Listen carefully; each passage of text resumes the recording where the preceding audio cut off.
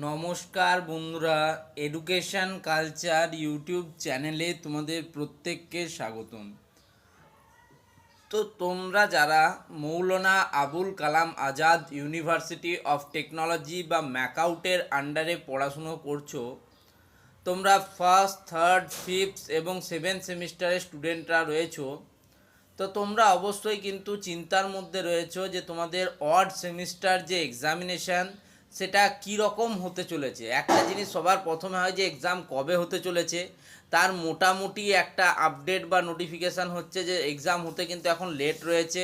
তার কারণ smart India hackathon এবং তোমাদের এবছরের যে ভর্তি প্রক্রিয়া সেটা অনেকটা ডিলে হয়েছে, তার জন্য এবার তোমরা চিন্তিত যে এবছরের সেমিস্টার পরীক্ষা, অড সেমিস্টার পরীক্ষা তোমাদের কীরকম হবে। তো তোমাদের আগেই জানিয়ে রাখি যে এই বছরের অড সেমিস্টার পরীক্ষা কিন্তু মডারেট লেভেলের হতে চলেছে, অর্থাৎ কোশ্চেন প্যাটার্নের মধ্যে কিছু কিন্তু ক্রাইটেরিয়া লক্ষ্য করা যাবে।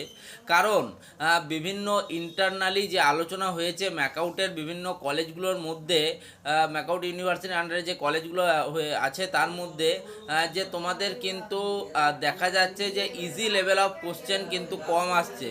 তার তুলনায় অ্যানালিটিক্যাল টাইপ এবং নিউমেরিক্যাল টাইপ যে কোশ্চেনগুলো, সেই কোশ্চেনের কিন্তু সংখ্যা বাড়ছে। আগে আমাদের দেখা যেত যে ম্যাকআউটের কোশ্চেন পেপারে অনেকটা থিওরি বেসড পেপার আসতো, এখন সেই পেপারের মধ্যে কিছু অ্যাডভান্সমেন্ট আনা হচ্ছে, কিছু নিউমেরিক্যাল টাইপ কোশ্চেন, কিছু অ্যাপ্লিকেশন বেসড কোশ্চেনের কিন্তু সম্ভাবনা বাড়ছে এবং উত্তরোত্তর সেটা বৃদ্ধি পাচ্ছে। এবার কি হচ্ছে, স্টুডেন্টরা শুধুমাত্র যদি তাদের থিওরি জ্ঞানের উপর ভিত্তি করে পরীক্ষা দিচ্ছে, সেক্ষেত্রে তারা যে সমস্ত স্টুডেন্ট শুধুমাত্র সেটাকেই ফোকাস করছে, তাদের ক্ষেত্রে কিন্তু একটা প্রবলেমেটিক এনভায়রনমেন্ট বা প্রবলেম সৃষ্টি হচ্ছে।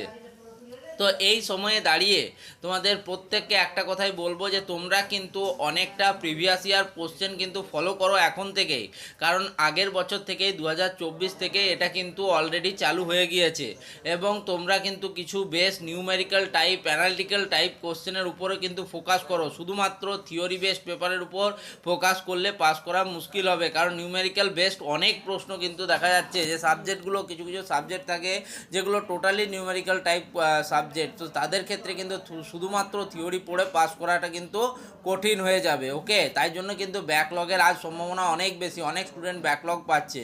তো তোমরা কিভাবে এগুলো থেকে বাঁচবে, তার জন্য যদি তোমাদের কোনো হিন্টস লাগে, কোনো উপদেশ লাগে, সেক্ষেত্রে অবশ্যই বলতে পারো, সেগুলোর জন্য কিন্তু অবশ্যই পাশে রয়েছি। ধন্যবাদ।